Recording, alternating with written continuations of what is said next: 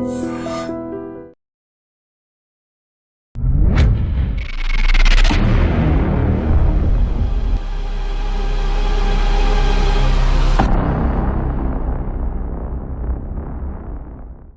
To lights up. ఈ వారం మన గెస్ట్ సుప్రీంకోర్టులో దాదాపు 26 సంవత్సరాల నుండి 4500 కేసులు వాదించిన అడ్వకేట్. పేరు గల్లా సతీష్ కుమార్ గారు. సుప్రీంకోర్టు టీచర్ కుటుంబంలో పుట్టిన మీరు లా ఎందుకు చేయాలనుకున్నారు? మా నాన్నకి ఇంట్లో ఒక లాయర్ ఉండాలని ఒక ఆలోచన వచ్చింది. లాయర్ వృత్తి అనేది చాలా పవిత్రమైన వృత్తి. కానీ రఘురామకృష్ణరాజు కేసులో ఆయన కోళ్లు పందాల విషయంలో చాలా కాలం నడుస్తుంది. కోడి పందాలు అనేది తప్పండి, అది కోడి క్రీడ. కానీ కోడి పందాలని డబ్బులు వాడతారు కదా, క్రీడ వేరు పందెం వేరు. పందెం అంటే గ్యాంబ్లింగ్ యాక్ట్ వస్తుంది. ఇప్పుడు అక్కడ జరుగుతుంది పందెమే కదా. సంక్రాంతికి అల్లుడు వస్తే 2 కోళ్ళు కొట్టుకుంటే తప్పే ఉంది.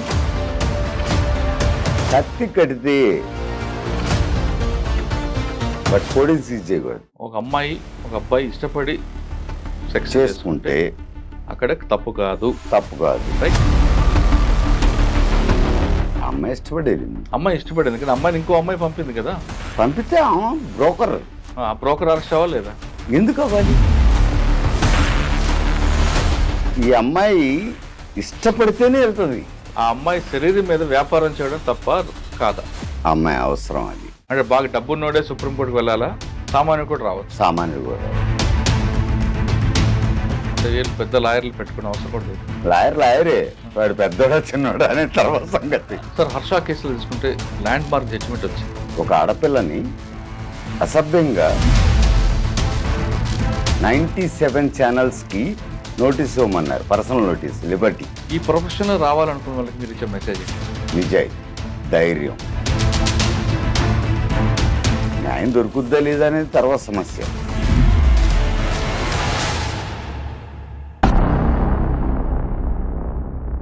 Welcome to lights up. ఈ వారం మన గెస్ట్ సుప్రీంకోర్టులో దాదాపు 26 సంవత్సరాల నుండి 4500 కేసులు వాదించిన అడ్వకేట్. పేరు గల్లా సతీష్ కుమార్ గారు. సుప్రీంకోర్టు. ఆయన పుట్టి పెరిగింది గుంటూరు జిల్లా తెనాలి, కానీ స్థిరపడింది సుప్రీంకోర్టులో. ఆయన చేసిన కేసులు 1, 2 కావు, వేల సంఖ్యలో ఉన్నాయి. అన్ని కూడా బెంచ్ మార్క్, ల్యాండ్ మార్క్ కేసులు ఉంటాయి. ప్రస్తుతం ఆయన యూట్యూబర్ హర్ష కేసులో ఒక హైదరాబాద్ వచ్చి ఆ కేసులో ఒక జడ్జిమెంట్ తీసుకొచ్చారు. అది ల్యాండ్ మార్క్ జడ్జిమెంట్ అయింది. అందులో హర్ష ఆ అమ్మాయికి సంబంధించిన వీడియోస్, ఆడియో లీక్ చేయడం కాకుండా ఎక్కువగా మీడియాకి ఇస్తున్నారు, ఆ అమ్మాయిని ఎక్కువగా డిఫెమ్ చేస్తున్నారు. అంతేకాకుండా అమ్మాయి పేరుని రివీల్ చేస్తున్నట్టుగా ప్రకటనలు ఇవ్వడం కూడా చేస్తున్నారు. కాబట్టి అమ్మాయి వేరే బోర్డు చెప్పకుండా మీడియాని, అంటే సోషల్ మీడియాలో వస్తున్న వీడియోలు తీయడం కాకుండా ఆ కేసులో అమ్మాయికి సంబంధించిన వీడియోలు కానీ ఆడియోలు కానీ ఇవ్వకూడదంటూ హైకోర్టు నుంచి ఒక ల్యాండ్ మార్క్ జడ్జిమెంట్ తీసుకొచ్చిన వ్యక్తి. ఆయన అడిగి హర్ష కేసులో ఏ విధంగా ముందుకు వెళ్తున్నారు, ఎందుకు పోలీసులు ఇంతవరకు ఆ కేసుని టచ్ చేయకుండా హర్షాన్ని తప్పించడానికి ప్రయత్నం జరుగుతుందా, లేదు పోలీసులు ప్రాపర్గా ఇన్వెస్టిగేషన్ చేస్తున్నారా అనే అంశాలతో పాటు ఆయన సర్వీసులో జరిగిన కేసులు ఏ విధంగా ఉంటాయి, ఒక అడ్వకేట్ ఆ స్థాయి అంటే తెనాల్లో పుట్టిన వ్యక్తి ఢిల్లీ వరకు ఏ విధంగా వెళ్ళారు, అన్నిటికన్నా ఇంపార్టెంట్ సామాన్యుడు సుప్రీంకోర్టు తలుపులు తట్టగలడా లేదనే విషయాన్ని సార్ నేను తెలుసుకుందాం. సార్ నమస్తే అండి. నమస్తే అండి. సార్, ఎక్కడో గుంటూరు జిల్లా తెనాలిలో పుట్టి తెనాలి రామకృష్ణ పక్కన పుట్టి పెరిగిన మీరు టీచర్ కుటుంబంలో వచ్చిన తర్వాత ఢిల్లీ వరకు వెళ్ళడం అనేది ఒక తెలుగువాడిగా ఒక గర్వకారణం అందరికీ. మీతో పాటు చాలామంది ఉన్నారనుకోండి, మన సుప్రీంకోర్టులో వెళ్ళి వాదించి చీఫ్ జస్టిస్ అయిన వ్యక్తులు కూడా చాలా మంది ఉంటారు. రమణ గారు ఉన్నారు, లావు నాగేశ్వర గారు ఉన్నారు, చాలా మంది ఉన్నారు, జస్టిస్ చలమేశ్వర గారు ఉన్నారు, కొంతమంది ఉన్నారు, చాలా మంది ఉన్నారు. కానీ అడ్వకేట్లు ఆ స్థాయికి వెళ్ళి సుప్రీంకోర్టుకు వెళ్ళి పనిచేస్తున్నారు. కానీ సామాన్యుడు ఎవరైనా సరే తనకు జరిగిన అన్యాయాన్ని సుప్రీంకోర్టుకు మెట్లెక్కే అవకాశం కల్పిస్తుంది మనకి. ఒకటి. రెండోది, డబ్బున్న వాళ్ళకి సుప్రీంకోర్టులో న్యాయం జరుగుతుంది తప్ప సామాన్యుడు జరగదని ఒక అపవాదం ఉంది. అందులో వాస్తవం ఉందా లేదా? ఒకవేళ సామాన్యుడు సుప్రీంకోర్టు వెళ్ళాలంటే తనకు జరిగిన అన్యాయానికి ఏ విధంగా దానికి ఒక స్టెప్ ఉంటుంది, దానికి ప్రతి దానికి ఉంటుంది, ఆ ప్రొసీజర్ ఎలాగుంటుంది? ఈ 3 ప్రశ్నల సమాధానం చెప్పే ముందు గల్లా సతీష్ కుమార్ గారు, టీచర్ కుటుంబంలో పుట్టిన మీరు లా ఎందుకు చేయాలనుకున్నారు, ఈ స్థాయికి రాగలను ఒకసారి మీ జర్నీ చెప్పండి. నా జర్నీ తెనాల్లో స్టార్ట్ అయిందండి. అమ్మ నాన్న పెంపకం అలా ఉందేమో నాకు తెలీదు. అమ్మా నాన్న పేరు చెప్పండి. హరిదాస్ గిరిజాదేవి. ఆమె అంతవరకు ఆమె ఇంటి పేరు మార్చుకోలేదు. ఓహో, ఆ భావాలు ఉన్నాయా? నాన్న గల్లా కోటయ్య. ఓకే. మా నాన్నది యాక్చువల్లీ కారంపొడి పక్కన చింతపల్లి గ్రామం. బ్రహ్మాయుడు కుటుంబం మాది. ఆయన్ని తీసుకొచ్చి ఇక్కడ కట్టేశారు తెనాల్లో. తెనాల్లో. ఓకే. సో నా జర్నీ ఎలా స్టార్ట్ అయింది అంటే, నేను నా వైఫ్ ఇద్దరం సివిల్ సర్వీసెస్ కి ట్రైనింగ్కి వెళ్ళాం. Okay. She become IAS but I'm not. అంటే టీచర్ కుటుంబంలో పుట్టిన మీరు అమ్మా నాన్న ఎక్కువగా టీచర్ వైపు ప్రొఫెషన్ చూపిస్తారు కదా, మీరు ఈ చూపించారు. ప్రొఫెషన్ ఎందుకు చేంజ్ అయింది? మా నాన్నకి ఇంట్లో ఒక లాయర్ ఉండాలని ఒక ఆలోచన వచ్చింది. Oh, okay. That might be the problem. ఆయన చిన్నప్పుడు ఎప్పుడు చెప్పేవాళ్ళు, చిన్నప్పుడు చదువుకోకపోతే పెద్ద ఇంత లాయర్ అవుతారా అని. అవునా? ఎందుకంటే రోజు చదవాలి. అప్పుడు చదువుకోలేదు కదా, ఇప్పుడు చదవాల్సి వస్తుంది. Everyday is an exam. Lawyer వృత్తి అనేది చాలా పవిత్రమైన వృత్తి. మా పెద్దన్నయ్య అమరేష్ గల్లా ఈజ్ ఎంఆర్ఓ. రెండో అన్నయ్య ఐటీఓ, ఇంటర్వేస్ ఇన్స్పెక్టర్. మూడో అన్నయ్య వాడు మిస్సైల్ ఆపరేటర్, ఎయిర్ ఫోర్స్ నుంచి రిటైర్ అయ్యి తర్వాత బ్యాంక్ మేనేజర్ అయ్యాడు. They are sitting in the fan, but I'm not sitting in the fan. So ఇంట్లో ఒక లాయర్ ఉండాలి అని మా నాన్నకి చిన్నప్పటి నుంచి ఆశ అంట. నాకు తెలీదు ఆ విషయం. ఆయన ఇన్స్పిరేషనే ఐ బికమ్ ఎ లాయర్. అంటే మీ ఇద్దరు వైఫ్ అండ్ హస్బెండ్ సివిల్స్ రాద్దాం అనుకుని సివిల్స్ నుంచి ఇటు వచ్చారా, లేదంటే? సివిల్స్ ఆమె పాస్ అయింది, నేను ఫెయిల్ అయ్యా. ఆవిడేం చేస్తున్నారు? She working as a director vigilance in ministry of environment and forest, Delhi. Okay. అంటే అక్కడ కూడా మీరు బ్రేక్ పడింది. అంటే యాక్చువల్లీ మేము ఢిల్లీ చూస్ చేసుకోవటమే సివిల్స్ కోసం. వీళ్ళందరం తెలిసి వెళ్ళాలి. ఓకే. Love marriage. ఎక్కడ పరిచయం? తెనాలి, మా ఇంటి వెనకాలే. అంటే దాచుకోవటాలే ఉండవు కదా, ఈ వయసులో దాచుకోవటం అంటే. ఢిల్లీ వెళ్ళారు, మేడం సివిల్స్ కొట్టారు, మీరు మాత్రం లాయర్ కొట్టారా? మరి ఒక ఐఏఎస్ ఆఫీసర్ కి మొగుడు అవ్వాలంటే ఇంకో నోబెల్ ప్రొఫెషన్ ఎత్తుకోవాలి కదా. So that I went to the law. బయట కంప్లీట్ ఫస్ట్ నుంచి కూడా ఢిల్లీ అండి. ఎక్కడ చేశారా కలెక్టర్ గా? 3 months చేశాను తెనాలి. మేడం లేదు, ఫస్ట్ నుంచి ఢిల్లీనే. అచ్చా, ఓకే. మీరు లా ఎంచుకున్నారు. ఫస్ట్ ప్రాక్టీస్ ఎక్కడ పెట్టారండి? తెనాలి. అదే ఢిల్లీలో చేసి తెనాలి రావడం ఏంటి? తెనాలిలో 3 months చేశాను. మీ లా ఎక్కడ చేశారు? SC college Guntur. Okay. Andhra Christian college Guntur. తర్వాత 3 నెలలు తెనాలిలో ప్రాక్టీస్ చేశారు. 3 నెలలు చేశాను. సీనియర్ దగ్గర ఉన్నారా, లేదా మీరే డైరెక్ట్ ప్రాక్టీస్? లేదు, సీనియర్ దగ్గర ఉన్నాను. ఎవరండి? జిఎస్ నాగేశ్వరరావు గారు. ఓకే. ఆయన దగ్గర ఏం నేర్చుకున్నారండి మీరు? ఆయన దగ్గర ఏం నేర్చుకుంటాం అంటే ఒక్కొక్క గురువు దగ్గర ఒక్కొక్కటి నేర్చుకుంటారు. కొంతమంది ఒకటి సిన్సియారిటీ నేర్చుకుంటారు, సర్వీస్ మోటివ్ నేర్చుకుంటారు, కమర్షియల్ నేర్చుకుంటారు. ఆయన దగ్గర నేర్చుకుంది ఏంటంటే హ్యూమానిటీ. రైట్, అది ఉన్నోడిని కొట్టు, లేనోడికి పెట్టు. Super concept. I don't feel about my profession. నేను ఎప్పుడు నా ప్రొఫెషన్ గురించి ఆలోచించను. నాకెవరైనా లేనుడు వస్తే వాటికి న్యాయం చేయాలి అనే ఆలోచనలో ఉంటారు. సార్, ఇందులో భాగంగా కొంతమంది ప్రొఫెషన్ మీలాంటి వాళ్ళు కానీ కొన్ని జనరల్గా అయితే service motto, okay, 2 commercial. I'm not service motto. లాయర్కి ఎప్పుడు సర్వీస్ మోటో ఉండదు, అది అపోహ. కమర్షియల్ మోటోనే ఉంటుంది. కానీ నా పేరెంట్స్ నాకు నేర్పించింది రఘురామకృష్ణరాజు, సుజనా చౌదరి, సిఎం రమేష్, ఇట్లాంటి వాళ్ళ కొట్టు. కానీ పేదవాడు వస్తే మాత్రం కాదు అనవద్దు, ఆదరించాలి. న్యాయం దొరుకుద్దా లేదా? నేను పివి రెడ్డి గారి దగ్గర ఒక కేసు చేశాను. జస్టిస్ పివి రెడ్డి గారి దగ్గర పార్లమెంట్ అటాక్ కేసు చేసింది ఆయనే. Is judge.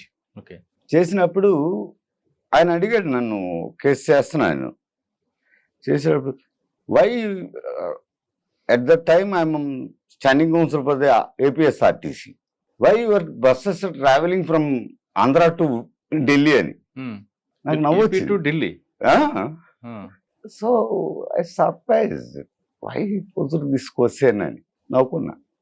Because before bench మనం ఏం మాట్లాడకూడదు. అవును, మీరేం చెప్పారు? I might have the petrol అని చెప్పాను. అంటే సార్ 3 నెలలు తెనాలిలో చేసిన తర్వాత డైరెక్ట్ ఢిల్లీ వెళ్ళిపోయారా? ఇక్కడ డైరెక్ట్ ఢిల్లీ వెళ్ళిపోయాను. ఓకే, ప్రాక్టీస్ ఎక్కడ స్టార్ట్ చేశారు ఢిల్లీలో? ఢిల్లీలో ఇట్ ఇస్ వెరీ ప్యాథటిక్. మొత్తం కథ చెప్పమంటారా? చెప్పండి. ఢిల్లీలో నేను వెళ్ళినప్పుడు it is I think September 13th ఎవరు చేర్చుకోలేదు. Because I'm not judge son, I'm not lawyer son, I'm not having any background of lawyers, self made. అవును, చేర్చుకోకపోతే నేను చాలా బద్దలు పడ్డా. మీరు పడిన బాధల్లో మీకు ఇప్పటికీ గుర్తుండిపోయింది చెప్పండి ఒకటి. మా అమ్మాయిని చూసుకోవడం. అమ్మాయిని చూసుకుని బాధే ఉందండి. అంటే ఇంట్లో కూర్చొని చూసుకోవాలి కదండి, పెళ్ళాం సంపాదిస్తుంది. ఆ రూట్లో వచ్చారు మీరు. అంటే తెనాలి వాళ్ళకి హాస్యం ఎక్కువ అంటే నిజమేమో అదే. ఎంజాయ్ చేశాను లైఫ్ని. ఇప్పుడు అవునాను చూసుకుంటున్నాను. ఓకే, ఫస్ట్ మీరు తీసుకున్న కేసు ఏముందండి? Fake encounters. ఎక్కడది? Entire state. Okay, combined state అప్పుడు. అంటే ఏ కేసు తీసుకున్నారు? Fake encounter. Total fake encounters మీద తీసుకున్నారా? ఫేక్ ఎన్కౌంటర్స్ మీద. నక్సల్స్. ఓకే. నో, అన్ని ఫేక్ ఎన్కౌంటర్ల మీద. ఏదండి, ఏ జిల్లాలో తీసుకున్నారా? లేక కంబైన్డ్ ఏపీలో ఏ కేసు తీసుకున్నారు? అంటే ఒక కేసు స్టడీ నుంచి తీసుకున్నారు కదా? లేదు, నాకు ఒక ఫ్రెండ్ కలిశాడు. కలిసి అన్నా నువ్వు ఈ కేసు చేయని అడిగాడు. ఓకే. ఆ కేసు చేయడానికి ఐ డిడ్ మై ఎక్సర్సైజ్. నేను ఎక్సర్సైజ్ చేశాను దాని మీద. 2006 I think fake encounter case చేశాను. Counting head is not at all for the promotion. ఎవరైనా పేరు రివీల్ చేయగలరా? చెప్పకూడదు. పేరు రివీల్ చేయకపోయినా ఆఫీసర్ పేరు రివీల్ చేయదు కానీ కేస్ స్టడీ చెప్పగలరా? చెప్పగలను. దాంట్లో ఏంటంటే ఈ రైతుల్ని, పొలంకి వెళ్ళే వాళ్ళని కాల్ చేసి వీళ్ళు ఇన్ఫార్మర్స్ అని చెప్పి క్లైమ్ చేసి, actually action will be taken by the AR, armed reserve. వాళ్ళు చేసి వీళ్ళకి ఇచ్చేసి వెళ్ళిపోతారు. ఏ డిస్ట్రిక్ట్ అది? సిద్దిపేట, దుబ్బాక, ఓకే, సిరిసిల్ల. సిరిసిల్లలో ఆ కేసులో నాకు కొద్దిగా హార్ట్కి టచ్ అయింది ఏంటంటే 6 పిల్లలు, 16 ఏళ్ళు పిల్లలు, వాళ్ళని చంపేశారు, రేప్ చేశారు. ఇది కూడా చేసింది. అంటే ఎగనెస్ట్గా తప్పు అదేని అది ఫ్రీగా చేశాను. ఏమొచ్చింది సార్ అందులో జడ్జిమెంట్? అందరినీ సస్పెండ్ చేశారు.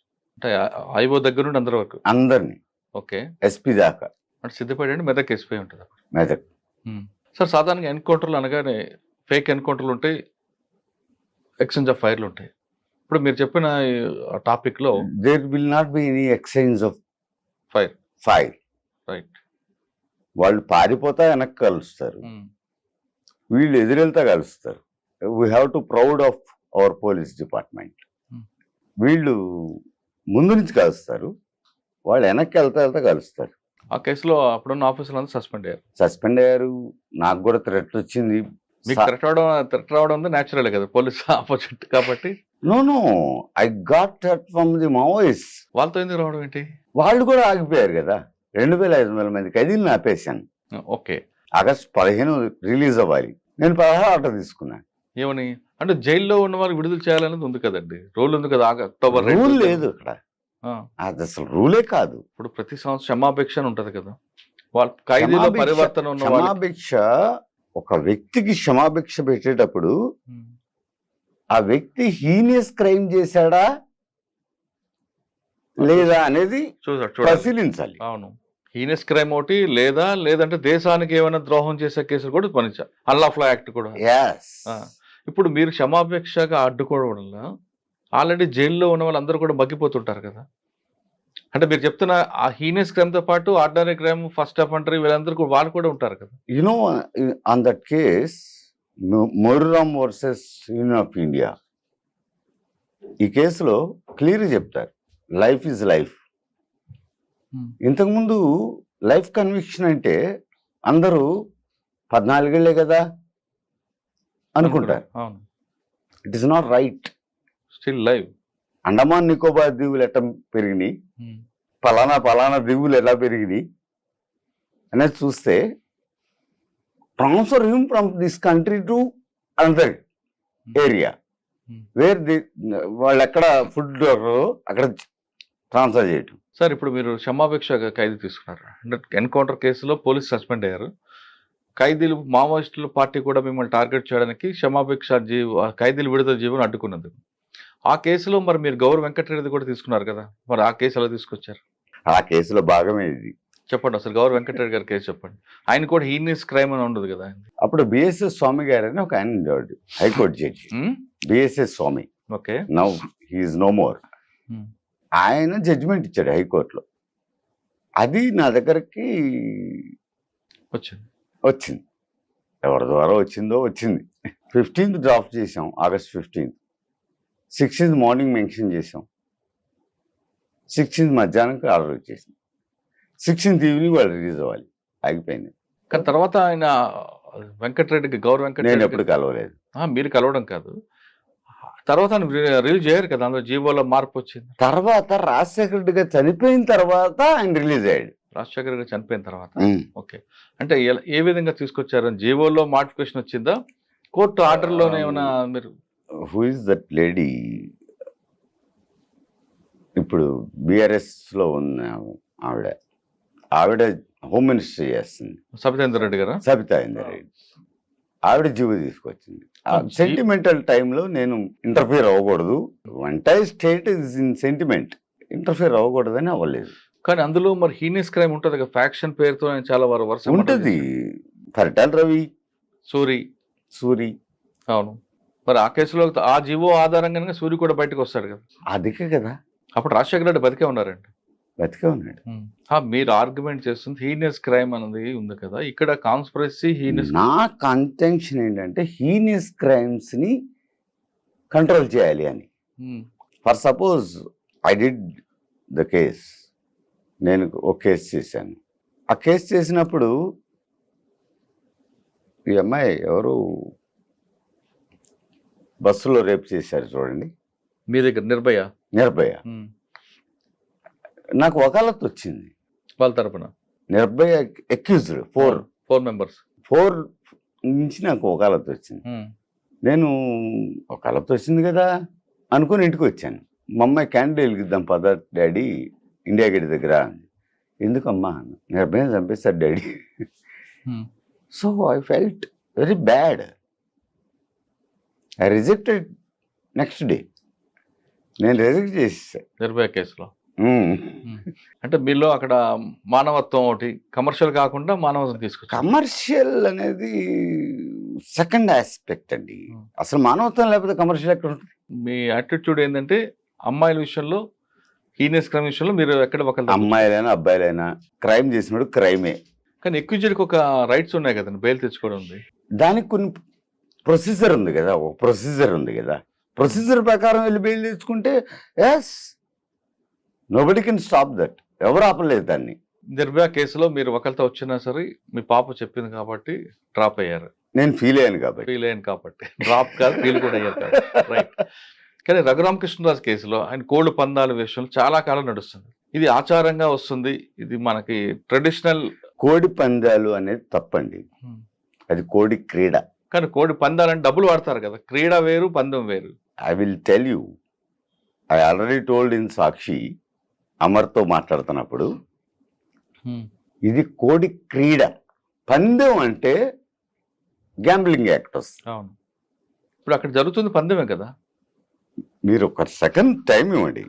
పందెం అంటే గ్యాంబ్లింగ్ యాక్ట్ వస్తుంది, ఫైటింగ్ అంటే యానిమల్ ప్రొటెక్షన్ యాక్ట్ వస్తుంది. ఈ యాక్ట్లన్నీ పార్లమెంట్ చేసినాయే కదా. అవును, మనం చేసినవి కాదు. It is established acts. అవునండి. మరి సంక్రాంతికి అల్లుడు వస్తే 2 కోళ్ళు కొట్టుకుంటే తప్పే ఉంది? ఓకే. క్రీడ అనేది దానికి క్రైమ్ కాదంటారు. క్రైమ్ కాదు. ఇప్పుడు క్రికెట్ మ్యాచ్ కూడా అవుతుంది కాబట్టి క్రైమ్ కాదు. గుర్ర పందాలు అవుతాయి. క్రైమ్ కాదు. అవునా? స్కిల్ అంతే డెవలప్మెంట్. కదా! దానికి టికెట్ పెట్టి చూపిస్తారు కాబట్టి అది క్రైమే కాదంటారు. ప్రభుత్వమే నడుపుతది అది. అబ్సల్యూట్లీ. రైట్. కానీ ఇక్కడ ఒక కోడికి కాలికి కత్తి కడితే హ్మ్.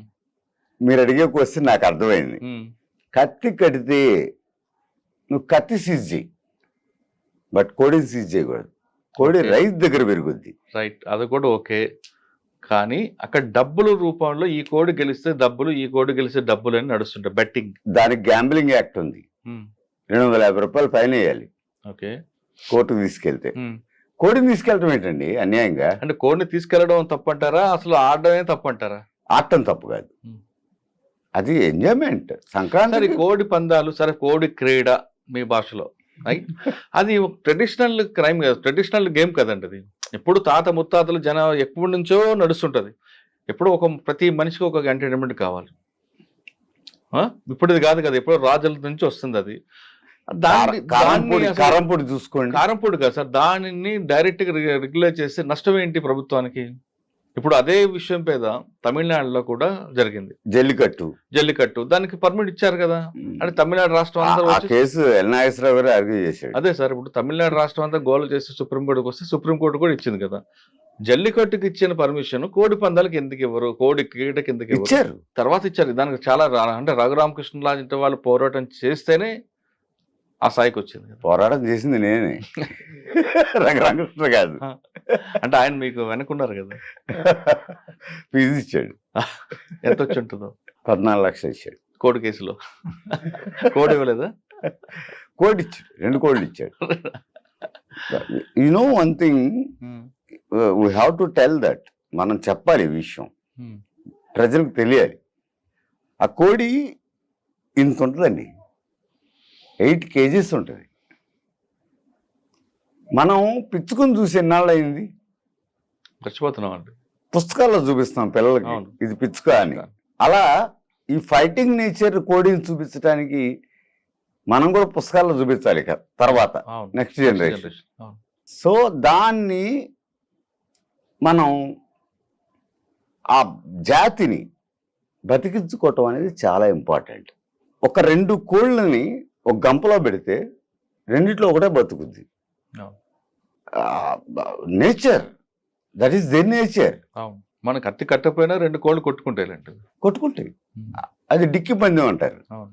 కత్తి కడితే అది క్రైమ్. డబ్బులు పెడితే క్రైమ్.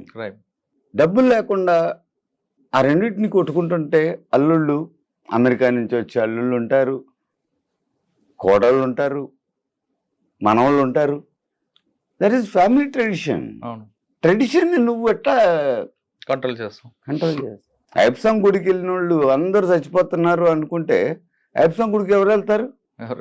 అంటే దాని రూపంలో కోడి క్రీడే అదే కోడి క్రీడ కవరింగ్ పెట్టుకొని ఒక పెద్ద ఒక మాఫియా రావడం, ఆ మాఫియాలో రకరకాల వ్యక్తులు ఇన్వాల్వ్ అవ్వడం చాలా ఎక్కువగా, అంటే కొన్ని వేల ఎకరాల్లో ఫంక్షన్ జరగడం, మందు ఇవన్నీ జరుగుతాయి. కాబట్టి అక్కడ బ్యాన్ చేయాలని పోలీస్ అంటారు. మందు తాగుతున్నారు, అక్కడ మందు అమ్ముతున్నారు, మందు అవుతున్నారు అనుకోండి, ఎక్సైజ్ యాక్ట్ ఉంది కదా. Act made by the parliament, not by the anybody. అంటే అక్కడ ఏం జరుగుతుందో దాని తగ్గట్టు యాక్ట్ చేయమంటారు. ఆ గేమ్ మాత్రం ఆపొద్దు అంటారు. గేమ్ ఆపవద్దు, సంస్కృతి. దాన్ని రెస్పెక్ట్ చేయకపోతే ఎట్టా? కానీ అదే దీంట్లో మీరు అన్నట్లుగా ఇంకొకటి జరుగుతుంది, వ్యభిచారం జరుగుతుంది. తర్వాత కొంతమంది ఆర్గనైజ్ క్రైమ్ చేస్తారు, దానికి కూడా సెపరేట్గా యాక్ట్ పెట్టుకొని చూసి రామంటారు. యాక్ట్లు ఉన్నాయి కదండి. కానీ పోలీస్ ఏమంటదంటే ఇన్ని యాక్ట్లు ఇంప్లిమెంట్ చేయడం అసలు పందెం లేకుండా చేస్తే బెస్ట్ కదా అని వాళ్ళు. పందెం కాదండి, ఇది క్రీడ. కోడి క్రీడ లేకుండా చేస్తే ఇంతమంది గ్యాదరింగ్ అవ్వదు కదా అని వాళ్ళు అంటారు. వాళ్ళ ఆనందం అది. వ్యభిచారం జరిగితే సుప్రీంకోర్టే చెప్పింది, willingly having sexual habitual with another women, it is not crime. Supreme court చెప్పినట్లుగానే ఒక అమ్మాయి ఒక అబ్బాయి ఇష్టపడి సెక్స్ చేసుకుంటే అక్కడ తప్పు కాదు, రైట్. రైట్. కానీ అక్కడ డబ్బు అనే పదం కానీ డబ్బు అనే వస్తే కనబడితే నేను అదే చెప్తున్నాను, మీకు క్లియర్గా చెప్తున్నది ఏంటంటే డబ్బు అనే పదం వస్తే గ్యాంబ్లింగ్ యాక్ట్ ఉంది, దాని ప్రకారం క్రైమ్ కట్టు. కోడికి కత్తి కడితే యానిమల్ ప్రొటెక్షన్ యాక్ట్ ఉంది, దానికి క్రైమ్ కట్టు. మందు అమ్ముతుంటే ఎక్సైజ్ యాక్ట్ ఉంది. కరెక్టే. మీరు మరి ఈ యాక్ట్లన్నీ వదిలేసి అసలు మా సాంప్రదాయాన్ని నాశనం చేస్తారంటే ఎట్టా? ఓకే, ఇప్పుడు అమ్మాయి విషయంలో తీసుకుంటే ఒక అమ్మాయి తను ఇష్టపడి ఒక అబ్బాయితో ఉన్నప్పుడు అది తప్పు కాదని కోర్టు చెప్తుంది. అది కూడా ఏంటి, మైనర్ మేజర్ అయితేనే, మైనర్ అయితే కేసు అది పోక్సో వస్తుంది, రైట్. ఒక లాడ్జీలో ఒక అమ్మాయి అబ్బాయి దొరికారనుకోండి, పోలీస్ రైడ్ అవుతుంది. వాళ్ళిద్దరూ మీ ఇష్టపడి వచ్చావంటే కేసు అవుతుందా అవదా? అవుద్ది. మైనర్ అయితే. మైనర్ కాదు, మేజర్ అయితే అవ్వదు. కానీ ఆ అమ్మాయికి ఆల్రెడీ పెళ్ళై ఉన్నా, లేదు ఈ అబ్బాయికి ఆల్రెడీ పెళ్ళై ఉంది అనుకోండి, నథింగ్ డూయింగ్. కానీ పోలీస్ ఎందుకంటే అరెస్ట్ చేస్తా అంటారు, అమ్మాయిని తీసుకెళ్లి హోమ్లో పెడతారు. Over action of the police. సరే, ఓవర్ యాక్షన్ అనుకోవచ్చా? లేదా అక్కడ ఒక పింప్ ఉంది, ఆమె పంపించింది అనుకోండి, అప్పుడు అరెస్ట్ అవుతుంది కదా? కుదరదు. పింప్కి అమ్మాయి ఇష్టపడింది కానీ అమ్మాయిని ఇంకో అమ్మాయి పంపింది కదా, పంపితే బ్రోకర్. ఆ బ్రోకర్ అరెస్ట్ అవ్వాలి లేదా? ఎందుకు అవ్వాలి? మరి అమ్మాయి ఇష్టపడకపోతే బ్రోకర్ పంపిస్తే వెళ్తుందా? కానీ డబ్బులు ఈ అమ్మాయి శరీరం మీద వ్యాపారం చేస్తుంది కదా ఆవిడ. That is very difficult question. You know, ఈ అమ్మాయి ఇష్టపడితేనే వెళ్తుంది. రైట్ అండి, అమ్మాయి ఇష్టపడి వెళ్ళి సెక్స్ చేయడం తప్పు కాదు, కానీ ఆ అమ్మాయి శరీరం మీద వ్యాపారం చేయడం తప్ప కాదా? అమ్మాయి అవసరం అది. అమ్మాయి అవసరానికి నేను వ్యభిచారం చేస్తున్నానంటే అది మానసిక సమస్య. నాకు వచ్చిన అది కాదు సార్. నేను వ్యభిచారం చేస్తున్నానంటే ఆ డబ్బులు నా కడుపు కోసం, నా పిల్లల కోసం అంటే తప్పు కాదు. ఆమె కడుపు కోసం, వాళ్ళ పిల్లల కోసం ఈమెను అప్రోచ్ అయింది. ఎందుకంటే ఈమెకి సర్కిల్ ఉంది. ఈమెకి అప్రోచ్ అవడం అంటే అది తప్పు కాదంటారు. తప్పుగా. కానీ కొంతమంది పోలీసులు కొన్ని కేసులు చూస్తుంటారు. హోటల్స్లో రైడ్లు చేస్తారు, హోటల్ లేదంటే ఇల్లు అతికిసి ఇల్లు సీజ్ చేస్తుంటారు. ఇల్లు సీజ్ చేసే అధికారం పోలీసులకు ఉందా? వ్యభిచారం చేసి పట్టుబడితే లేదు, 100% లేదు. మరి ఎందుకంటే సీజ్ చేస్తుంటారు? అంటే ఒక భయం క్రియేట్ దట్ ఈస్ వాట్. నేను పోలీసుల గురించి మీతో సీరియస్ ఒక విషయం చెప్పాలి. చెప్పండి. They will have a cap. వాళ్ళకి ఒక టోపీ ఉంటుంది, ఆ బ్రెయిన్ని టోపీలో పెట్టేస్తారు. టోపీ తీస్తే వాడు బ్రెయిన్ పనిచేయదు, టోపీ పెడితే అసలు పనిచేయదు. ఐఎమ్ నాట్ ఫియర్ అబౌట్, నేను భయపడను. అంటే పోలీసుల మీద మీ అభిప్రాయం కాదనట్లేదు, కానీ మీకే పోలీసుల మీద నాకు మంచి అభిప్రాయం ఉంది. ఇప్పుడు మా మిత్రులు చాలా మంది ఉన్నారు. మీ చట్టాన్ని కాపాడాల్సింది వాళ్ళే కదండి. చట్టాన్ని కాపాడటం కాదు వాళ్ళు చేయాల్సింది, ప్రజల్ని కాపాడటం. అవును, ప్రజలకి కాపాడాలంటే చట్టాన్ని ఇంప్లిమెంట్ చేయాలి కదా, వాళ్ళు ఇంప్లిమెంట్ చేయాలి. ఎన్ని ఎఫ్ఐఆర్లు ఎంత రాంగ్ రాస్తారు, ఎన్ని ఛార్జ్ షీట్లలో అన్నెసరీ డిస్కషన్స్ పెడతారు. It is not correct procedure. అంటే వాళ్ళకున్న వర్క్ లోడ్ అలాగుంది కదా. ఇప్పుడు 1,00,000 మందికి ఎవరికి వర్క్ లోడ్ లేదండి, అంటే అందరికీ ఉంది. కానీ 1,00,000 మంది ప్రజలకి 1000 మంది రేషియో చెప్తుంది పోలీసు ఉండాలని, మనకు అంత లేదు. Then what is the problem with the government? Government problem ఏంటి? మ్యాన్ పవర్ ఇవ్వాలి కదా, వాళ్ళు ఇవ్వట్లేదు కదా గవర్నమెంట్. మీకు ఒక చిన్న ఇష్యూ చెప్తాను. ఎస్ఆర్లో పెడతారు, సార్ విసి వేకెన్సీ రిజర్వ్, విఆర్లో పెడతారు. సిఏ దగ్గర నుంచి గడిచిన ఆఫీసరే, ఎస్ఐ కాదు. అవును, గ్రేడింగ్ వస్తుంది కదా. వాళ్ళ జీతం ఎవరు? అవును, వాడిని మళ్ళీ ట్రాఫిక్ వేస్తారు, సెక్యూరిటీకి వేస్తారు, డ్యూటీ చేయాలి, జీతం ఎవరు? అవును, అది తప్పు కదా. అంటే తర్వాత పోస్టింగ్ ఇచ్చినప్పుడు ఆ జీతం కూడా అందులోకి వస్తుంది కదా. ఆ జీతం కాదు, వాడు లంచాలు తీసుకోవడం స్టార్ట్ చేస్తాడు, లంచగొంటితనం. అది ఓకే, అది ఎలాగా మరి వాడు అప్పులు చేసి పిల్లం పోషించుకోవాలి కదండి. నేను దానికి కాదనట్లేదు, సమర్థించట్లేదు కూడా. నేను వాళ్ళకి విఆర్ పెట్టినప్పుడు వాళ్ళకి ఒక వేరే మార్గం వెళ్ళాలి అని ఒక ఆలోచన క్రియేట్ చేస్తున్నాం. కానీ ఇక్కడ గవర్నమెంట్ మిస్టేక్. ఇక్కడ పనిష్మెంట్ ఇవ్వాలంటే విఆర్ కదా. విఆర్ అంటే వేకెన్సీ రిజర్వ్. వేకెన్సీ క్రియేట్ చేసింది ఎవరు? గవర్నమెంట్. మరి వాళ్ళే వేకెన్సీ రిజర్వ్ చేయకపోతే నేను పరిగెత్తుకుంటూ వెళ్ళి 100 meters రన్నింగ్ చేసి ఎగ్జామ్ రాసి ఎస్ఐ అయ్యాను, తర్వాత సిఐ అయ్యాను. నన్ను విఆర్లో పెట్టి 6 నెలలు, సంవత్సరం, 2 సంవత్సరాలు ఖాళీగా ఇంట్లో కూర్చోబెడితే అది సిస్టమ్ లో మనకి ల్యాబ్స్ ఎవరండి, ఎవరికి పిల్లలు ఉండరు, వాటికి కూడా ఉంటారు కదా ఆ సిఐకి. సార్ ఇంకా సర్వీస్ లో మీకు బాగా గుర్తుండిపోయిన కేసు చెప్పండి. డిఎస్సి 2008 ఏంటో అందులో వాళ్ళు క్వాలిఫైడ్ పాపం. ఐ థింక్ 2500 మెంబర్స్ క్వాలిఫై అయిన తర్వాత సెలెక్ట్ అయ్యారు, పోస్టింగ్ ఇవ్వలేదు, నెక్స్ట్ నోటిఫికేషన్ రాలేదు 10 years దాకా. మరి వీళ్ళు ఏం చేయాలి? ఐ థింక్ సగం మంది చనిపోయారు. ప్యాథటిక్ కేసెస్ ఉంటాయి. ఇప్పుడు కాంట్రాక్ట్ వర్కర్స్ ఇన్ మున్సిపాలిటీ వాళ్ళు పాపం 5 ఏళ్ళు పనిచేసిన తర్వాత కూడా వాళ్ళు పర్మనెంట్ అవ్వలేదు. సో కొన్ని ప్యాథటిక్. సార్ కొన్ని కేసులు హైకోర్టులో కన్విక్షన్ వస్తుంది, అప్పీల్కి సుప్రీంకోర్టుకి వస్తుంటారు.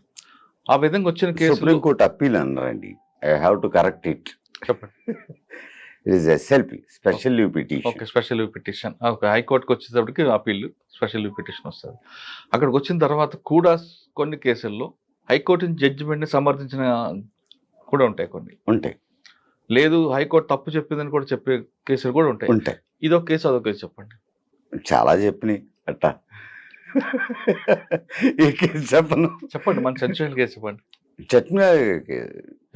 జట్మిల్లాని, Ram Jethmalani, because I'm alive, నేను ఆయన ప్రత్యక్షం కలిశాను, చాలాసార్లు మాట్లాడుకున్నాను.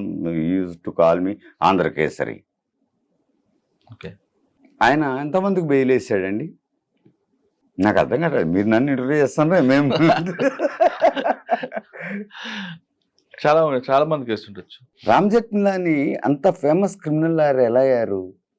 అయిన తర్వాత కూడా పార్లమెంట్ అటాక్ కేసులో పివి రెడ్డి గారు జడ్జి, 14 ముద్దాయిలు, 7 కన్విక్షన్, 4 ఎక్విటెడ్.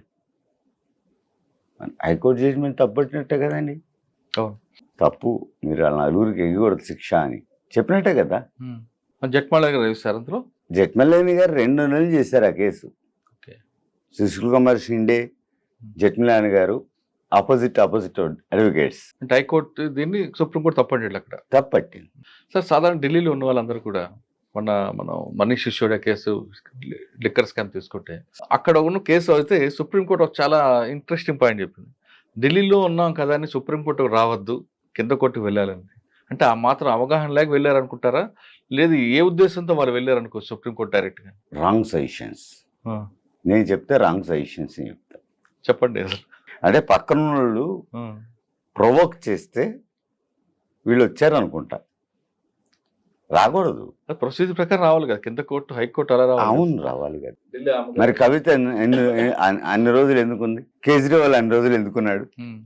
జగన్ అన్ని రోజులు ఎందుకున్నాడు? ఏ కోర్టుకైనా సరే నేరస్తుడు బెయిల్ కావాలని వెళ్ళాలంటే ఏం చేయాలి చెప్పండి? బెయిల్ వేసుకోవాలి. అందరూ ఏం పాయింట్స్ చెప్పాలి? బెయిల్ వేసుకోవాలంటే రీజన్స్ రకరకాలుగా ఉంటాయి. క్రైమ్కి సంబంధించిన బెయిల్ వేసుకోవాలంటే క్రైమే కదా.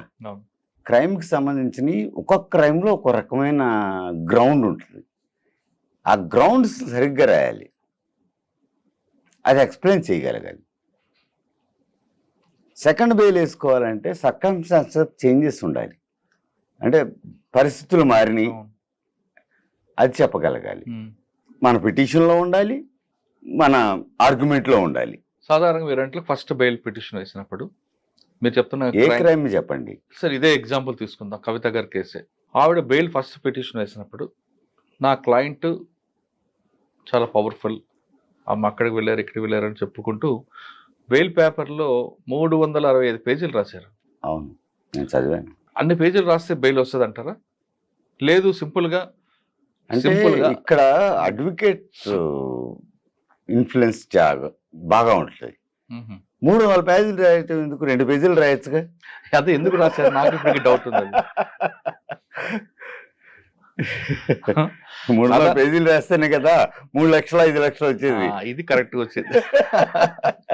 సాధారణంగా ఏ బెయిల్లో అయినా సరే నాకు ఆరోగ్యం బాగాలేదనో లేదంటే ఇంకో పర్సనల్ రీజన్స్ హెల్త్ రీజన్స్ చెప్పుకుంటే బెయిల్ వేస్తారు కదా. 365 పేజీలు బెయిల్ రాస్తే మేజిస్ట్రేట్ గారు ఏమైనా ఇంప్రెస్ అవుతారన్నా, వాడు ఆయన చదవడు, లేదా అడ్వకేట్ ఎక్కువ నాలెడ్జ్ ఉంది అనుకుంటాడా? వాడు చూపిస్తాడు. Advocates are not perfect nowadays. They are not doing their profession. వాళ్ళ ప్రొఫెషన్ని పర్ఫెక్ట్గా చేయట్లేదు. నేను ఒక అడ్వకేట్గా చెప్తున్నాను, నాకున్న బాధ అని చెప్తున్నాను, అంటే మీతో కాబట్టి. సార్ మీరు ఇన్ని సంవత్సరాల్లో సర్వీస్లో ఇప్పుడు ఈ తరహా కొత్త ట్రెండ్ చూడడం అనేది మీకు ఏమనిపిస్తుందండి? అంటే నేను చూసాక గతంలో అడ్వకేట్లు అంటే క్లయింట్ ఇంటికి వస్తే అన్నం పెట్టి బస్ టికెట్ పంపించే అడ్వకేట్స్ ఉండేవారు. నేను కూడా చేశాను అది. రైట్, చేసి ఉండొచ్చు కాదన్ను. అప్పులు పాలైపోతే వాళ్ళ అప్పులు కూడా తీర్చి వెనక నిలబడి పెద్ద మనిషిగా సెటిల్ చేసి, అంటే కేసు అయిన తర్వాత కూడా వాళ్ళ ఫ్యామిలీ మెంబర్గా మారిపోయిన అడ్వకేట్లు చూసా. థర్డ్ జనరేషన్లో అడ్వకేట్ దగ్గరికి వెళ్ళాలంటేనే భయపడే రోజులు వచ్చాయి ఇప్పుడు కొంతమంది అడ్వకేట్ దగ్గరికి. డాక్టర్ దగ్గరికి ఎలాగైతే మనం కన్సల్టెన్సీ ఫీజు పెట్టుకుంటాం ఆ విధంగా ఫీజు వసూలు చేసే కొంతమంది అడ్వకేట్ కనిపిస్తున్నారు. యాక్చువల్లీ క్లయింట్ ఈజ్ దొంగ. అయిండొచ్చు, చెప్పండి. నా దగ్గరకు వచ్చేవాడు దొంగ. డాక్టర్ దగ్గర, లాయర్ దగ్గర, పోలీస్ దగ్గర అబద్ధం చెప్పకూడదు. పోలీసు దగ్గర చెప్పొచ్చు అంటే, కానీ డాక్టర్ దగ్గర, లాయర్ దగ్గర చెప్పకూడదు. అక్కడ ఇరుక్కుంటాడు. అవును, ఈ దొంగల ప్రపంచంలో మనం దొంగ మారాల్సిన పరిస్థితి వస్తుంది. కానీ అంటే ఒక ఎథిక్స్ తో ఉన్న మీలాంటి వాళ్ళకి ఈ ట్రెండ్ కనబడుతున్నప్పుడు ఏమనిపిస్తుంది? చేదరేస్తుంది, మానేద్దాం ప్రొఫెషన్ అనిపిస్తుంది. ఒకప్పుడు జూనియర్స్ అనగానే ఆఫీసులో 11-12 గంటల వరకు ఉండి ఆ జడ్జిమెంట్ కాపీలు చదివి ఉదయం మళ్ళా ఆఫీస్కి వచ్చి. నాకు కూడా 3 స్టేట్లలో జూనియర్స్ ఉన్నారు. తెలంగాణలో ఒక 4 ఉన్నారు, ఢిల్లీలో ఒక 5 ఉన్నారు, తమిళనాడులో ఒక 5 ఉన్నారు, ఆంధ్రాలో ఒక 5 ఉన్నారు. అంటే మీరు ఆ జనరేషన్ చూసారు కాబట్టి ఈ జనరేషన్ చేంజ్ లో వస్తున్న నేర్చుకోవట్లేదు, చదవట్లేదు, మెయిన్ బుక్ నాలెడ్జ్ లేదు. ఇప్పుడంతా ఇంటర్నెట్ ఉంది కదండి. నిన్న కూడా ఒక కేసులో హైకోర్టులో ఆర్గ్యుమెంట్ చెప్తున్నప్పుడు మా జూనియర్స్ నాకు ఫోన్లో చూపిస్తున్నారు. ఇంతకుముందు ఫైల్ చూపించేవారు, ఫైలే అలవాటు. అంటే మారింది కదా సార్, అంత స్మార్ట్ కదా. వన్ థింగ్, పేపర్ చదవటం అనేది ఒక అలవాటు, ఫోన్లో చూడటం అనేది అలవాటు కాదు మనకి. అంటే నా వయసుకి 51 years వచ్చేసినాయి ఇప్పుడు. నాకు పేపరే కావాలి. లేదు, అందులో చూస్తే మైండ్ వేరే పనిచేస్తుంది, స్మార్ట్ ఫోన్ చూస్తే ఇంకోలాగా పనిచేస్తుంది. చూడలేం కదా, అదే ప్రాబ్లం.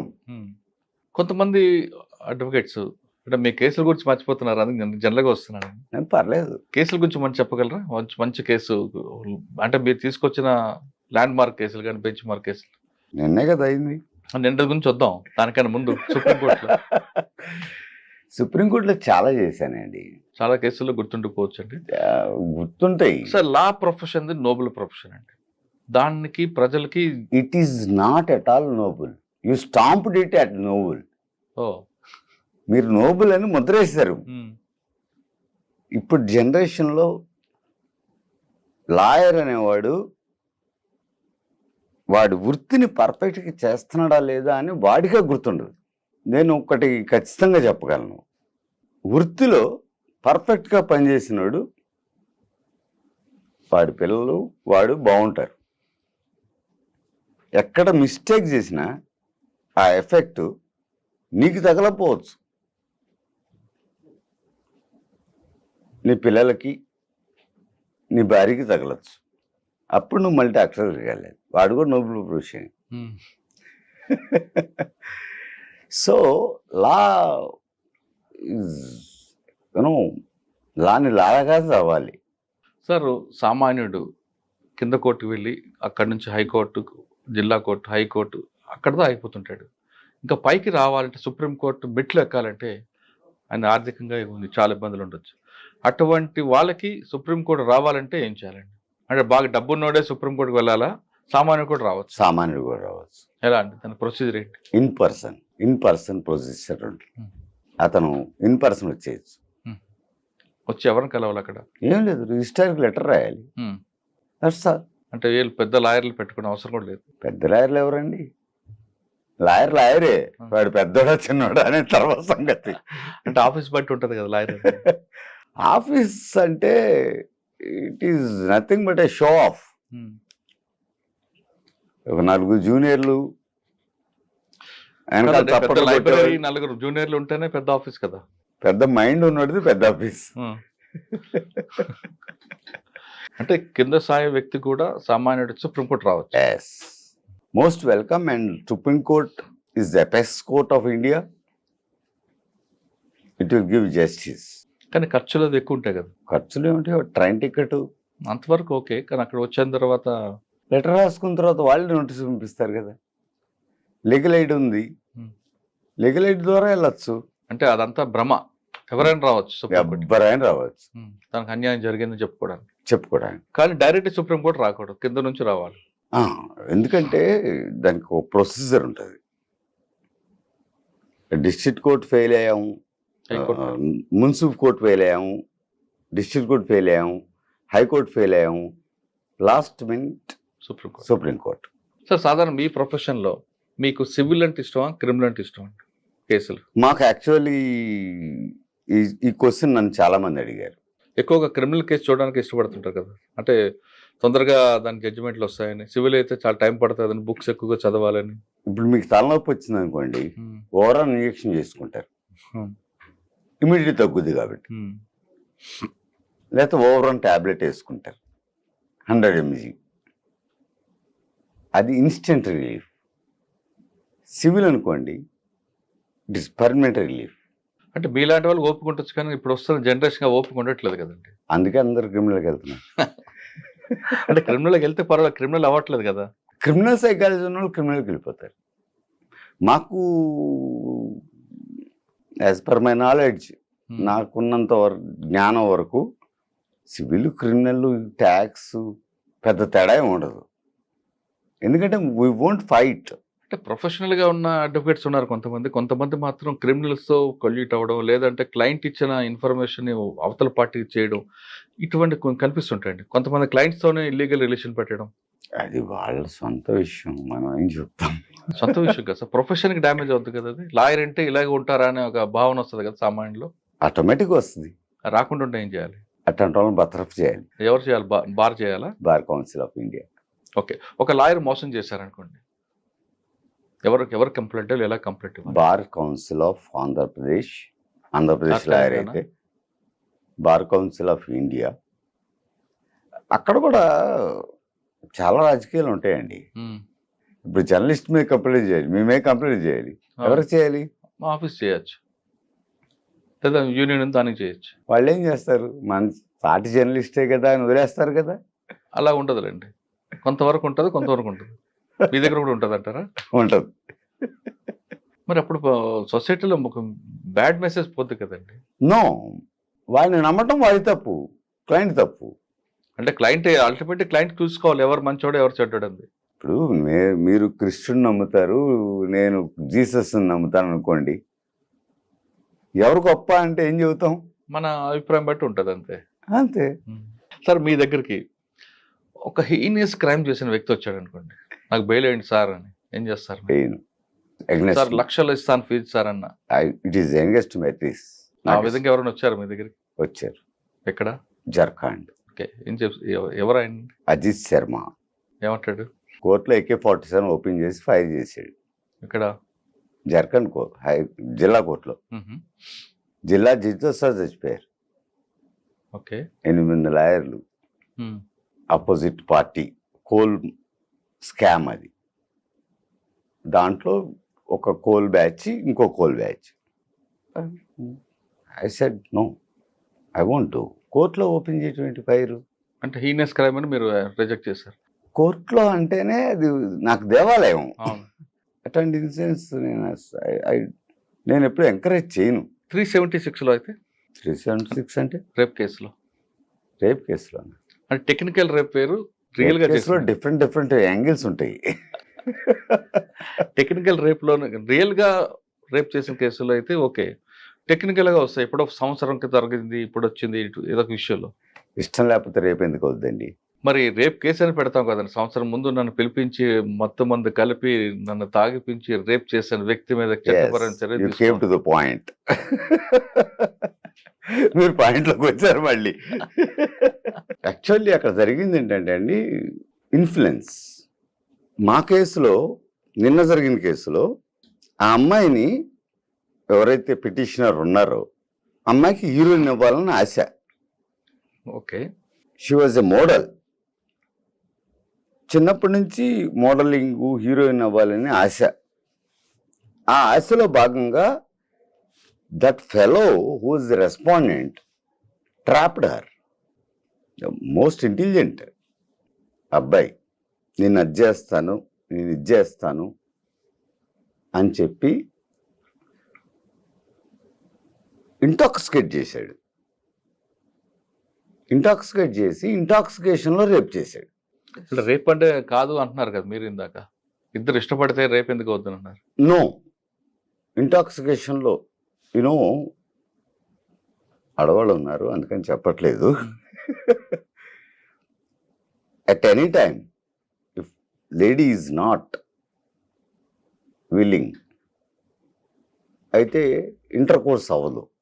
తెలియని టైంలో ఇంటర్ కోర్స్ ఆటోమేటిక్గా అవుద్ది. అవునండి. అంటే భార్య భర్త మధ్య కూడా ఇలా జరిగిన కేసు, సేమ్ నా భార్య కదా అని ఆమెకి ఇష్టం లేకుండా చేసిన రేప్ వస్తుంది. రేపే అవుద్ది. సార్ హర్ష కేసులో తీసుకుంటే ఒక ల్యాండ్ మార్క్ జడ్జిమెంట్ వచ్చింది. ఆ జడ్జిమెంట్ చెప్పండి sir. I'm only arguing council. దాంట్లో నేను ఒక ఆర్గ్యుమెంట్ చెప్పే వ్యక్తిగా వచ్చాను. జడ్జిమెంట్ ప్రొనౌన్స్ చేశారు, ఇంకా మాకు సర్టిఫైడ్ కాపీ రాలేదు, దాని గురించి మేము మాట్లాడలేము. ఓకే. విన్నప్పుడు తెలిసింది ఏంటంటే, మీరు ఏమని కోర్టుకి అప్పీల్ చేశారు? మోడెస్టీని అవమానించే విధంగా ప్రవర్తించకూడదు అని. ఒక ఆడపిల్లని అసభ్యంగా చూపించటం, మాట్లాడటం సరే okay, happened is happened, but it should not be revealed by the media. 97 ఛానల్స్కి నోటీస్ ఇవ్వమన్నారు, personal notice, liberty. 97 channels including TV9. అంటే ఎందుకంటే అమ్మాయి పేరు రివీల్ చేసినందుక రివీల్ చేశారు, ఫొటోస్ పెట్టారు. అమ్మాయి ఫోటో మీద బ్లర్ చేశారు కదా, అయినా బ్లర్ చేస్తే పేరు చెప్పట్లేదా? పేరు ఎక్కడ చెప్పట్లేదు, బాధితురాలు అన్నారు కదా. అంటే బాధితురాలు అన్న వాటికి ఇమ్మన్నారా, బాధితురాలు పేరు రివీల్ చేసిన వాళ్ళకి ఇమ్మన్నారా? ఎవ్రీబడిని. మీరు అన్నారు కదా 376 అని, దాని మీద క్రైమ్ అన్ని ఛానళ్ళ మీద పెట్టమన్నారు. ఇకపై ఇటువంటి జరగకుండా ఉండాలంటే మీడియా ఏ విధంగా ప్రొసీజ్ అవ్వాలి? Media has to be self control. Liberty of speech ఉంది కదా, ఆర్టికల్ 14, ఆర్టికల్ 21, ఆర్టికల్ 19 ఉంది కదా అని వాడేసుకోవటమేనా అని జడ్జి గారు అన్నారు. ఆ కేసులో అబ్బాయి రివీల్ చేసిన ఆడియోని ప్లే చేయకూడదు. ఆ అబ్బాయి ఇన్స్టాగ్రామ్, వాట్సాప్, ఫేస్బుక్ అన్ని మీడియాస్కి పంపిస్తున్నాడు. యూట్యూబ్ అది బ్లాక్ చేసేసారు. కోర్టు చెప్పింది బ్లాక్ చేయమని. మా కొలీగ్ అడ్వకేట్స్ నాగూర్బాబు, కార్తీక్ వాళ్ళు నోటీసులు పంపించేస్తారు. And she filed FIR. FIR was registered. There after she went to the, ఆవిడ వెళ్ళి కమిషనర్ ఆఫ్ పోలీస్కి ఇచ్చింది రిప్రజెంటేషన్, నా కేసు ఎందుకు ఇంకా అవ్వలేదు అని. దాని మీద యాక్షన్ లేదు. So what the department is doing? అంటే ఒక కేసు అయిన తర్వాత ఆ పోలీస్ స్టేషన్కి ఆల్రెడీ ఒక కేసు ఉంది కాబట్టి అది అయిన తర్వాత దీన్ని టేకప్ చేద్దామనే భావనలు ఉండొచ్చు కదా. లేదు, ప్రొసీజర్ జరుగుతాయి కదా, నోటీస్ ఇవ్వడాలు అవన్నీ కూడా. 41 నోటీస్ ఇవ్వడానికి ఇది రేప్ కేసు అండి. అవును, ఇవ్వకడం లేదు. అంటే ఇక్కడ అదే పోలీస్ స్టేషన్లో 3 రకాల కేసులు జరిగాయండి. ఒకటి సినిమా యాక్టర్ రాస్తారు, 2 జానీ మాస్టర్, 3 హర్ష. జానీ మాస్టర్ అరెస్టెడ్. అంటే జానీ మాస్టర్ అరెస్ట్ చేసి ఈయనకి అరెస్ట్ చేయడానికి కారణం అనుకోవచ్చా మనం? Is absconded. ఎక్కడ ఉన్నాడో తెలీదు, ఏ కంట్రీలో ఉన్నాడో తెలీదు. ఎప్పుడైతే ఎఫ్ఐఆర్ అయిందో 24/9/2024 అప్పటి నుంచి అబ్స్కాండింగ్. ఎప్పుడైతే ఎఫ్ఐఆర్ అయిందో అప్పటి నుంచి కనపడతలేదు. సరే, దేశం దాటిపోయిన అనుకుందామండి, దేశం దాటిపోయిన వ్యక్తిని పట్టుకోవాలంటే ఏం చేయాలి పోలీసు? అవుట్లుక్ నోటీస్ ఇచ్చిన తర్వాత ఆయన ఇండియా వచ్చే అవకాశం ఉందంటారా? ఎందుకంటే ఆయన ఉన్న దేశం ఎయిర్పోర్ట్ లోనే అరెస్ట్ చేస్తారు కదా. కాదండి ఆయన ఉన్నప్పుడు దేశానికి మనకి ఇద్దరి మధ్యన ట్రీటీ ఉండాలి. ఆ ట్రీటీ లేనప్పుడు ట్రీటీ లేనప్పుడు మనం పట్టుకోలేము. ఆయన ట్రీటీ లేని కంట్రీకి వెళ్ళిపోతే పట్టుకోలేము. It is impossible as per my knowledge. అంటే నాకంటే పెద్దవాళ్ళు పోలీసు ఇంకా ముందుకు వెళ్ళొచ్చు, అదంతా ఈజీగా తీసుకున్న కేసు లాగా వాళ్ళు కూడా. అసలు పోలీస్ చేతిలో ఉండదు, అది ఇంటర్నేషనల్ లాలో ఉంటుంది. ఇంటర్నేషనల్ ట్రీటీస్, ఇంటర్నేషనల్ లా దాంట్లో ఉంటుంది. పోలీస్ ఈజ్ ఇక్కడే. వీళ్ళు ఢిల్లీ వచ్చి ఎవరిని పట్టుకోవాలన్నా కూడా అడగాలి, ఎక్కడ పట్టుకోవాలి సార్ అని. అది ఇంటర్పోల్ దగ్గరకు వెళ్ళాలి వీళ్ళు. సార్ ఆయనతో పాటు వాళ్ళ ఫాదర్ని అందులో పెట్టడం ఆయనకు ఉద్దేశం ఏంటండి? ఆయనతో పాటు వాళ్ళ ఫాదర్ని, వాళ్ళ బ్రదర్ని కూడా పెట్టారు. బ్రదర్ లేదనుకుంటా, ఇమ్రాన్ ఫ్రెండ్. వాళ్ళు ఎఫ్ఐఆర్లో లేరు. మళ్ళీ నా ప్రొఫెషన్లోకి వచ్చేసారు మీరు. That is nothing but misleading. అసలు వాళ్ళకి బెయిల్ అవసరం లేదు. హర్షకి ముందస్తు బెయిల్ వస్తుందా రాదా చెప్పండి? ఇండియాకి రమ్మనండి, వస్తుందా రాదో అప్పుడు చూద్దాం. ఇండియా రాకపోతే చచ్చిపోతాడు. మీకు ఇందాక నేను ఒకటి చెప్పాను, లైఫ్ కన్విక్షన్ అంటే ఏంటి అని. అండమాన్ నికోబార్ దీవుల్లో, మాల్దీవుల్లో ఇట్లా దీవులు ఉంటాయి కదా, transfer a person to the another place, that is life conviction. అక్కడ కందమూలాలు, చెరుకులు తింటా బతికేయాలి వాళ్ళు. ఇట్లాగే వాడు బతుతాడు. సార్ ఫైనల్గా చెప్పండి, ఈ ప్రొఫెషన్లో రావాలనుకున్న వాళ్ళకి మీరు ఇచ్చే మెసేజ్ ఏంటండి? లా ప్రొఫెషన్. నిజాయితీ, ధైర్యం, కొద్దిగా బలుపు. అదెందుకో ఆటోమేటిక్ వస్తుంది రెండు ఉంటాయి. అంటే స్ట్రైట్గా చెప్పమన్నారు కానీ చెబుతున్నా. ఉండాలి. అవి లేకపోతే ప్రొఫెషన్ అనవసరం. లాయర్ అంటే ఎందుకు? జనాలు దోచుకోవటానికా, డబ్బులు సంపాదించడానికా? కాదు, ఒకటికి న్యాయం చేయటానికి. న్యాయం దొరుకుద్దా లేదా అనేది తర్వాత సమస్య. ముందు న్యాయం కోసం ప్రయత్నించాలి కదా. సాధారణంగా ఇంకో క్వశ్చన్ ఫైనల్గా అడుగుతున్నాను. ప్రజలు ఇంకొక అపోహ ఉందండి, కింద కోర్టుకి పై కోర్టుకి, పై కోర్టుకి హైకోర్టుకి, హైకోర్టుకి సుప్రీంకోర్టుకి జడ్జిమెంట్లు మారిపోతుంటాయి అని ఒక సినిమాలో పాటను కూడా తీసుకుంటుంటారు. Yes you are right. మీరు జడ్జి అనుకోండి కింద కోర్టులో, మీరు మనిషేగా, మీ ఆలోచన శక్తితోనే మీరు ఆ జడ్జిమెంట్ ఇచ్చేది. నేను మనిషేగా, నా ఆలోచన శక్తితోనే కదా నేను జడ్జిమెంట్ ఇచ్చేది. అంటే నేను అర్థం చేసుకునే, రిసీవ్ చేసుకునే కెపాసిటీని బట్టి ఉంటుంది. అంతేగాని వాడు చెడ్డోడు, వాడు మంచోడు అంటానికి వీల్లేదు. సుప్రీంకోర్టులో సాధారణంగా ఇంకొక రూమర్ కనిపిస్తుంటుంది, వినిపిస్తుంటుంది, డబ్బులుంటే ఏదైనా మేనేజ్ చేయొచ్చు. అది వాస్తవం అంటారు? నో. సుప్రీంకోర్టు మేనేజ్ చేయాలంటే చాలా కష్టం. ఈవెన్ హైకోర్టు కూడా. న్యాయ వ్యవస్థను మేనేజ్ చేయొచ్చు కొంతమంది చెప్తుంటారు. అది వాళ్ళ భ్రమ. ఈ బెంచ్ మీద ఈ జడ్జి ఉంటే మనకు అనుకూలంగా జడ్జిమెంట్ వస్తుందని అడ్వకేట్స్ కూడా ఉంటారు. రాదు. అడ్వకేట్స్ డబ్బులు సంపాదించడానికి చెబుతారు ఆ కబుర్లు. నిజం ఒప్పుకుంటున్నారు. కుదరదండి. ఎందుకంటే ఒక్కసారి బెంచ్ మీదకి వెళ్ళిన తర్వాత వాళ్ళు మైండ్ సైకాలజీ, ఫర్ సపోజ్ ఒక ఐఏఎస్ ఆఫీసర్ ఐఏఎస్ అయిన తర్వాత వాళ్ళ సైకాలజీ మారిపోద్ది. ఎవరు పట్టించుకోరు. నాకేంటి, ఆ బుక్ని ఫాలో అవుతారు వాళ్ళు. నేను ఒకటి ఫైనల్గా మీకు చెప్పేది ఏంటంటే, నా రాజ్యాంగం చాలా గొప్పది. ఏంటో మీ రాజ్యాంగం? బుక్స్లో. అంతేనా? గల్లా సతీష్ రాజ్యాంగం వేరేగా ఉందా? కాదు, అంబేద్కర్ రాజ్యాంగమే. అంబేద్కర్ ఒక్కడే రాయలేదనుకోండి, దాన్ని మళ్ళీ 11 మంది మెంబర్స్ ఉన్నారు. అంబేద్కర్ గారు రాసిన రాజ్యాంగం చాలా గొప్పది in books, but not in implementation. ఆ ఇంప్లిమెంట్ చేసే వాళ్ళే సరిగ్గా లేరు అనేది నా ఫీలింగ్. వాళ్ళు సరిగ్గా లేకపోబట్టే కదా సిస్టమ్ ఫెయిల్ అవుతుంది. సిస్టంలో ఎంతమంది ఉన్నారండి? ఐఏఎస్లు లేరా? ఐపీఎస్లు లేరా? లాయర్లు లేరా? డాక్టర్స్ లేరా? అందరూ పార్ట్ ఆఫ్ సిస్టమ్ కదా. Part of system. మీరు లేరా జర్నలిస్టులు? సోషల్ రెస్పాన్సిబిలిటీ ప్రతి ఒక్కరికి ఉండాల్సిందే కదా. ఉండాల్సిందే. అది తెలుసుకొని నడిచినప్పుడే వీఆర్ సోషలిస్ట్స్. లేదా? నాకు నిన్న ఒక అతను అడిగాడు నన్ను, వాట్ ఈస్ ఫెడరలిజం అని. ఫెడరలిజం వాడు రాజ్యాంగంలో లేదు, ఇంకా ఫెడరలిజం ఎక్కడ? అవును. అంటే స్టేట్తో కన్సల్ట్ చేసి ఒక డెసిషన్ తీసుకోవాలి సెంట్రల్ అని చెప్తారు. లేదు, అబద్ధం, మోసం, క్రూరం. లేకపోతే తెలంగాణ ఆంధ్ర ఇంత అన్యాయంగా విడిపోయేదా? లా ప్రొఫెషన్ అంది చాలా మంచి ప్రొఫెషన్ అంటున్నారు సతీష్ కుమార్ గారు. కానీ ఈ ప్రొఫెషన్లోకి వచ్చేవాళ్ళకి నీతి నిజాయితీతో పాటు కొంచెం బలుపు కూడా ఉండాలంటూ సతీష్ కుమార్ గారు చెప్తున్నారు. ఆయన చెప్తున్నట్లుగా ఈ ప్రొఫెషన్ అనేది పేదవాడికి బాధితులు న్యాయం చేయాలంటే ఇది బెస్ట్ ప్రొఫెషన్.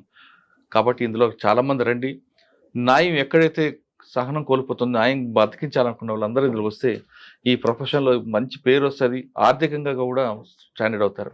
కానీ ఎక్కడైతే అన్యాయం మీరు దారి తప్పుతారో దాని ఇంపాక్ట్ మీ కుటుంబం మీద పడుతుందంటూ చాలా ఖచ్చితంగా హెచ్చరిస్తున్నారు. ఇది ఈ వారం గల్లా సతీష్ కుమార్ గారితో ఎక్సలెంట్ ఇంటర్వ్యూ. వచ్చే వారం మరో గెస్ట్ మళ్ళీ కలుద్దాం. అంతవరకు నమస్తే. Thank you sir. Thank you very much.